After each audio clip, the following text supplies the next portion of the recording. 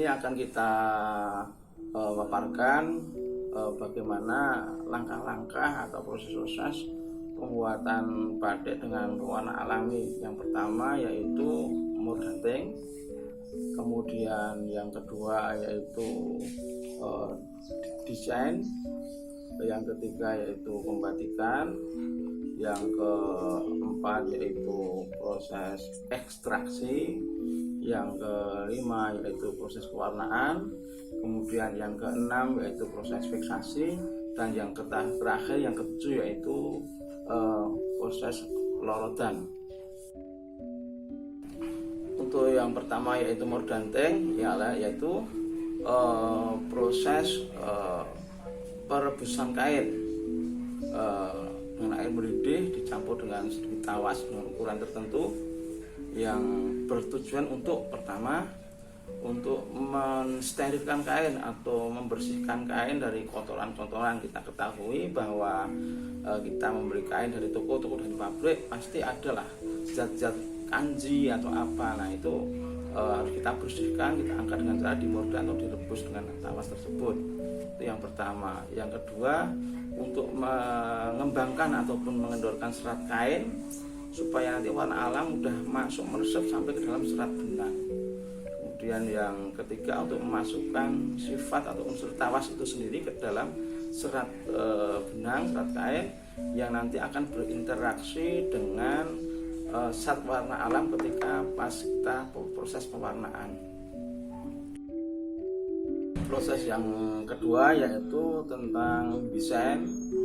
Desain ini biasanya kita karena orang Jogja itu masih tetap mempertahankan motif-motif pakem atau ciri khas Jogja itu sendiri, yaitu ada motif tradisional Jogja, kan kita tahu sendiri, ada Wahyu Tumurun, ada Sido Asih yang saya pakai ini, kemudian ada Semen Romo, ada Parang, ada Sedikun Coro dan sebagainya. Tapi tidak menutup kemungkinan karena buyer kita, konsumen kita, tamu-tamu kita yang datang ke rumah itu banyak dari pelosok-pelosok Indonesia, khususnya tentu kita juga membuat desain-desain yang kontemporer, motif di luar Jogja ataupun luar Solo itu sendiri.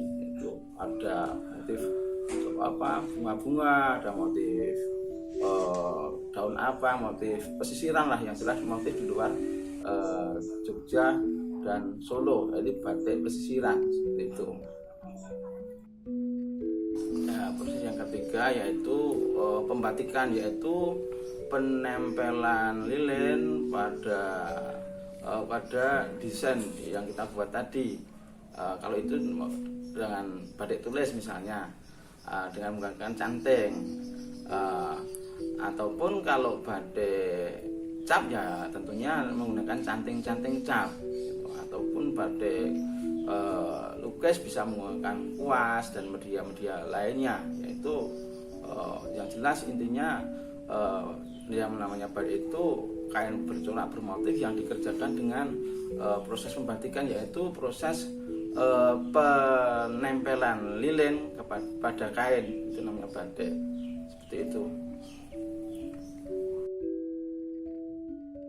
Yang keempat yaitu proses pengambilan warna dari bahan bakunya. Yang pertama itu dengan fermentasi, itu khusus untuk warna biru yaitu indigo, yang nanti akan kita terangkan di bagian akhir. Yang kedua yaitu proses ekstraksi. Nah, di sini akan kita terangkan, kita jelaskan bagaimana itu ekstraksi itu sendiri, yaitu proses pengambilan warna dari material bahan baku itu sendiri, yaitu dengan cara direbus. Semua bahan-bahan warna direbus untuk menghasilkan warna apapun selain warna biru, yaitu misalnya warna coklat dari kulit kayu mahoni atau juga kulit kayu tinggi, kemudian itu direbus sampai mendidih, kemudian lebih lama lagi setelah mendidih, kira-kira setengah jam lagi. Setelah itu didiamkan, keesokan harinya misalnya itu kita saring, material kayunya itu adalah air rebusan yang berwarna coklat, itu kemudian bisa untuk mencelup warna seperti itu. Kemudian warna kuning bisa kita hasilkan dengan kulit buah jelawe atau joho, juga sama kita rebus seperti itu. Kemudian ada lagi kuning dengan daun mangga, kemudian daun putri malu, ataupun juga dengan kayu nangka. Semuanya kita rebus untuk menghasilkan warna itu. Setelah air rebusan itu dingin, baru kita gunakan untuk mencelup batik itu sendiri. Proses yang kelima yaitu proses pewarnaan, yaitu kain-kain yang sudah dibatik ataupun dicap ataupun dikuas, kalau batik lukis itu sebelum diwarna kita rendam dulu dengan TRO kira-kira 1/4 jam, kemudian kita tiriskan sampai benar-benar tidak menetes airnya di kain itu, baru kita masukkan ke dalam larutan warna coklat atau kuning atau apa yang kita hasilkan dari proses ekstraksi itu tadi. Dimasukkanlah kira-kira 1/4 jam, 15 menit, kita tunggu. Habis itu kita angkat, kita tiriskan di situ, baru kita bentangkan di tempat yang sudah kita siapkan tali, kemudian kita jepit sampai benar-benar lembab, setengah kering setengah basah. Setelah itu baru kita celup lagi, terus kita ulangi cara seperti itu minimal 4 kali lah, syukur lebih, minimal 4 kali syukur lebih. Tapi dengan catatan dibentangkan tadi, dikeringkan tadi jangan dipaksakan, jangan di bawah sinar matahari, nanti terlalu dipaksakan itu juga tidak bagus, harus benar-benar di tempat yang teduh lah, biar kering secara alamiah seperti itu. Terus kita ulangi sampai 4 kali minimal syukur lebih. Setelah itu untuk yang terakhir benar-benar kering dan nanti akan kita siapkan dengan proses berikutnya yaitu proses fiksasi. Proses selanjutnya yang keenam yaitu proses fiksasi. Proses fiksasi yaitu proses penguncian dan penentuan arah warna. Penguncian supaya warna itu tidak keluar, tidak pudar. Kemudian penentuan arah warna yaitu sesuai dengan bahan fiksasi yang akan kita pakai. Misalnya warna kulit mahoni, warna dasarnya coklat, kalau kita celup, kita masukkan ke dalam fiksasi air tawas, itu warna cenderung lebih muda dan cerah daripada aslinya. Kemudian kalau kita masukkan ke dalam fiksasi air kapur, itu kita masukkan di situ warnanya cenderung lebih tua meningkat lah, bisa 5 kali lipat, bisa 10 kali lipat daripada aslinya. Kemudian kalau kita masukkan ke dalam air tunjung, itu akan berubah menjadi coklat tua atau coklat kegelapan seperti itu. Jadi satu macam bahan warna, misalnya kulit mahoni ataupun daun mangga atau kulit buah jelawe, itu bisa menghasilkan minimal 3 macam warna, yaitu difiksasi air tawas, difiksasi kapur, kemudian difiksasi air tunjung seperti itu. Proses yang terakhir atau yang ketujuh yaitu proses pelorotan atau proses penghilangan atau pelepasan lilin dari kain itu sendiri, yaitu dengan cara direbus, air sudah mendidih, terus kemudian kita kasih soda abu ataupun tepung kanji, baru setelah itu larut di dalam air, kemudian kain batikan tadi kita masukkan di situ, kita aduk sampai benar-benar lilin itu melepas dari kainnya. Bekas tempelan lilin pada kain tadi akan berwarna putih. Terus kita aduk, terus kita angkat, kita cuci bersih. Itu kalau pertama belum bersih ya kita masukkan ke dalam larutan lagi. Kalau zaman dulu karena lilin itu terbuat dari malam atau rumah tawon madu itu otomatis lilin itu cepat sekali lepas dari kainnya, bahkan dengan hanya menggunakan tepung kanji itu cepat sekali lepas. Tapi saat ini kan sudah jarang kita temui penjual lilin yang benar-benar berasal dari tawar madu itu, rumah tawar madu itu. Dengan sekarang cuma dari getah pinus atau bentuk hukum, kemudian mikro, damar, campur parafin dikit, kemudian diolah, kemudian jadilah lilin.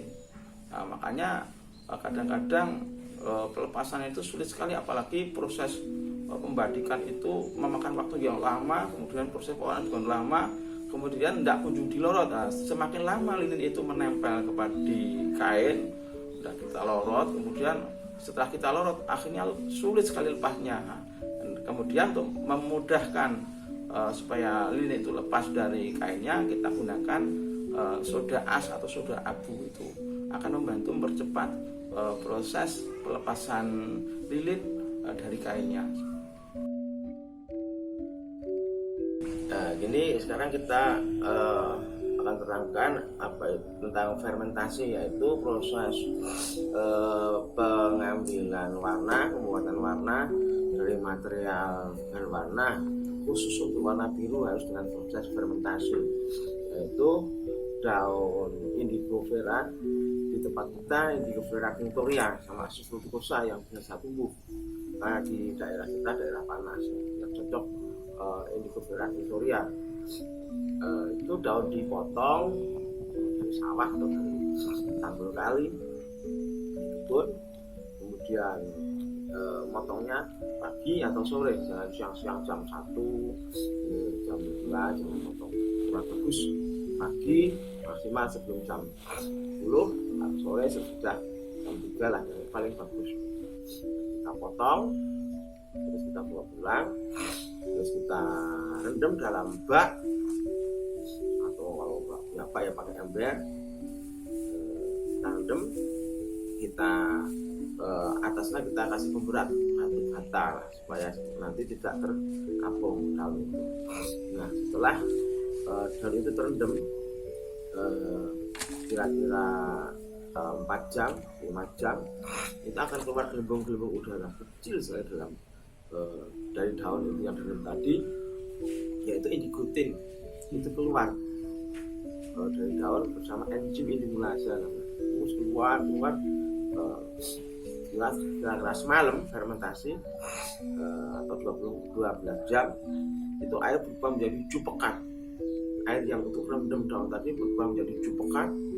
Bahkan kalau daun itu bagus ya, pas kita motong itu di langit-langit permukaan air itu akan ada warna biru pekat, kayak biru tinta ini keluar di situ. Dan keesokan harinya itu saatnya kita memproses bagaimana dari warna yang keluar dari daun, yaitu indigotin tadi, akan kita proses menjadi warna biru. Setelah itu baru kita angkat daunnya, kita angkat, terus kita sisihkan, kita sisahkan larutan yang berwarna hijau tadi, yaitu indigotin yang larut dalam air tadi. Kemudian kita saling bersih, jangan sampai ada daun-daun yang rontok di situ, buah-buah yang rontok di situ, supaya nanti kualitas indigo juga bagus. Nah, setelah kita angkat bersih, kemudian warna indigo yang berwarna hijau tadi akan bisa berubah menjadi warna biru apabila dimasukin benda atau zat yang bersifat alkalis atau basa. Nah, di tempat kita paling mudah ya kapur sirih, yang untuk ibu mbah kita dulu tuh nginang, kalau bahasa Jawa nyirih. Kapur yang keras, bukan kecil itu, kemudian kalau kita masukkan ke dalam air larut melepuh. Nah, saya ingat waktu kecil, kalau dulu untuk mau acara 17-an atau mau itu kapur itu digunakan untuk ngecat pagar kayak putih itu biasanya kayak itu gamping lah, kayak gamping dengan ukuran setiap 1 kilogram daun kira-kira kapornya 30 sampai 40 gram saatnya ditimbang. Kemudian kapur itu kita larutkan dalam air dulu, dalam ember. Misalnya daun yang kita rendam tadi 10 kilogram, ya kapurnya kira-kira 400 gram, 20 gram ya kira-kira 800 gram atau sekilo sekalian. Nanti mungkin ada kapur yang tidak larut. Setelah kapur itu larut melepuh panas, terus kita aduk, kita endapkan sebentar, 1 menit lah. Itu kan kapur yang kasar, itu kan langsung mengendap lah, ditekan keruh kapur yang di atas tadi, yang tekan putih tadi kita ambil pakai gayung atau apa, kita tuangkan ke dalam larutan yang hijau tadi, larutan indigutin yang hijau tadi, bekas rendaman daun tadi. Terus sambil kita aduk, kita angkat, kita tuangkan, kita tuangkan. Di daerah kita namanya proses pengeburan, mengebur, mengisi dan mengosongkan literan, tapi diangkat, dituangkan. Nah, nanti pas diangkat, dituangkan, lama-lama terjadi buih biru dalam apa bak yang tadi berwarna hijau tadi. Terus sambil kapur demikian kita tambahi. Nah, terus kita aduk sampai buihnya itu hilang. Nah, itu berarti bahwa indigutin yang hijau tadi sudah terikat oleh kapur, dan dengan bantuan oksidasi udara itu berubah menjadi warna biru. Jadi tujuan kapur tadi dimasukkan itu yaitu untuk mengikat indigutin yang hijau tadi yang larut dalam air tadi, dan dengan bantuan oksidasi udara diangkat dituangkan dikebur, itu akan berubah menjadi warna biru, teroksidir menjadi warna biru sampai larutan itu biru kehitaman. Setelah itu sudah buih birunya hilang, kita diamkan, kita hentikan pengeburan. Kalau di tempat kita pakai pompa diesel, pompa air, itu sudah nggak manual lagi. Dulu mulai tahun 2000 sampai tahun 2012 itu pakai ember manual, pakai ember manual itu. Sekarang udah pakai pompa itu. Nanti terus kira-kira ya 20 menit lah selesai satu bak itu. Kalau daunnya kira-kira 30-40 kilo, 20 menit selesai kira-kira. Nah, setelah itu kita diamkan kira-kira 1 jam atau 2 jam, itu akan terjadi endapan. Terus air yang atas itu bukan hijau lagi, warnanya agak bening, kekuningan sedikit kayak air seni. Kita buang yang atas, terus endapannya itu nanti kita ambil, namanya itu pasta. Kita ambil, terus kita masih berwujud antara air dan pasta, jadi masih ada airnya banyak. Bagaimana untuk menghilangkan airnya? Setelah itu endapan itu kita ambil, kita taruh di tanah yang kita gali sedikit. Kemudian kita kasih kain kasa ataupun karung bekas pupuk Korea atau apa itu. Terus kemudian larutan air sama pastanya tadi kita tuangkan di situ. Nanti airnya itu akan meresap ke bawah ke dalam tanah. Terus keesokan harinya kita jumpai benar-benar pasta indigo yang berwarna biru itu tadi. Nah, tadi sudah kita jelaskan bagaimana proses fermentasi sampai pembuatan pastanya. Nah, setelah jadi pasta, kita akan jelaskan juga bagaimana cara untuk melarutkan nanti untuk pewarnaan.